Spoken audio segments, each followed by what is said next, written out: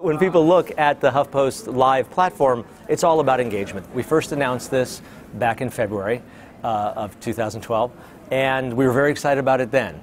But as we tried to figure out, well, what's the difference maker for us? And we realized that the difference maker is the community. Because we're Huffington Post. We're not a new brand. We're the Huffington Post brought to a different medium, video. So one of the great value adds that I think the Huffington Post has is that it's very social. And it's a very active community. The Huffington Post community has left over 175 million comments, which is an incredibly engaged and active community. Then we drilled into those numbers, and we realized that 70% of the comments being left on HuffPost were being left in response to another comment. So people were not just commenting, but they were actually having conversations on HuffPost. We thought, what if we took those conversations and we put those front and center in everything that we do and really bring the community in? Again, as a very core value, not like sort of an afterthought. And once we decided that, everything changed. We decided to double down on engagement. We made that our North Star. And the technology changed because of that. The design changed because of that. The people that we hired, both in front of and behind the camera, changed because of that. So that really was the thing that turned us from what was largely a video offering to what I think is a platform that's built for engagement. There's a big red button that says join this segment. We make it easy for you just to click it and let us know that you want to be a part of joining us live. We have a comment thread, and then we have these things called the green rooms, which is the thing I'm most excited about, which is, you know, on ESPN they let you know what's coming up, which is great because maybe you don't like golf but you love basketball, so you stick around. But it's very 1.0. You can't engage with it. We thought, well, what if we could give you a program guide that you could actually engage with? You could click on, join it, and then be immersed in the topic that you're interested in. So you could read up on it, find out all the information, start a conversation with like-minded people who are passionate about that topic as well. So once we created that, that sort of became the engine for how we engage with people. So people can leave comments, and we read the comments, and we read them on the air, and they have suggestions that we then respond to.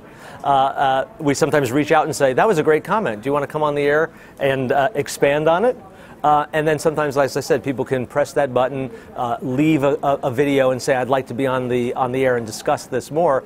And we have screeners, and we have associate producers, and they're looking through the video comments as they come in. And when they see one that they like, that they think's a good fit, they contact the people. That's the thing. You don't just press the button and suddenly like magically appear on the air.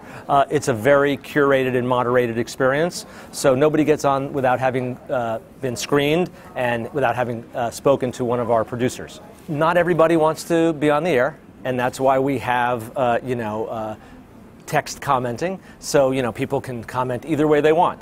And sure, not everybody can join every segment, but don't forget, we have 12 hours of programming a day. So at some point during that day or that week, you're going to find something that you care about, and then we'll be able to get you on about. We definitely didn't want traditional TV hosts. The skill set was not that of a TV presenter. I'm reading you the news now, or I'm reading off the teleprompter, or even, I'm interviewing you one-on-one. We actually set the bar very high, and we were looking for people who were both punchers and counterpunchers. By that I mean we wanted them to have opinions. We don't believe in that sort of dispassionate, I have no opinion of my own kind of view of the news. So we wanted people with opinions, but also people who could lay back, moderate, and allow their guests to have what it's like? It's like a great dinner party. If the host sat there and talked the whole time, you'd go, God, I never want to go back to his house again. So you want a host who can, sort of introduce interesting people, bring interesting people together, and then let the conversation happen. We wanted to be as innovative in what we were doing in the advertising space as we are, I think, in the programming space. So we didn't want to have traditional commercials. Particularly, we didn't want our hosts ever going, oh, I'm sorry, we have to cut this conversation short because we have to, we have a 15-minute hard out. So we didn't want to have that. So we have, some integration that we're working on with our launch partner, and trying to find innovative ways of bringing them in. much like, again, going back to ESPN as a reference point, the Core's 6-pack of questions, something like that, where Cadillac is very interested in what's coming next. So we have a lot of things that are coming up next over the 12 hours. So it's what's happening, what's coming up next, brought to you by Cadillac, those kind of things. The thing we also wanted to do was we wanted to not be platform specific in that way. And however you could join us, if you were going to Skype in, you're going to Skype in. We tried a lot of different things, and the Google Hangout has proven to be a really good platform for us. And so we've had conversations with Google. They've helped it. They're tweaking it a little bit. I love the fact that technology these days is iterating so quickly that they're learning from the things that it's never been used quite in this way before. So they're learning from that, and I think they're making adjustments that'll even be better for us. We want people to join us live, but we very much understand that people like to engage with video on demand on the internet. That's how most people consume their video on the internet. So the second half of our business is we take the live program and we cut it up into clips. We get the highlights, we get the best moments, and we embed those in Huffington Post stories, or we create a Huffington Post entry around a great story. I mean, the whole original concept of the network was that we would use the Huffington Post as our real-time script, as it were. Huffington Post puts up 2,000 pieces of content a day. So there's plenty of material for us to pick from and decide what would be worthy of starting an interesting conversation around. But the idea was always then that the network would then create a lot of premium video that could be embedded throughout the site and take maybe a story that was just textual and make it multimedia.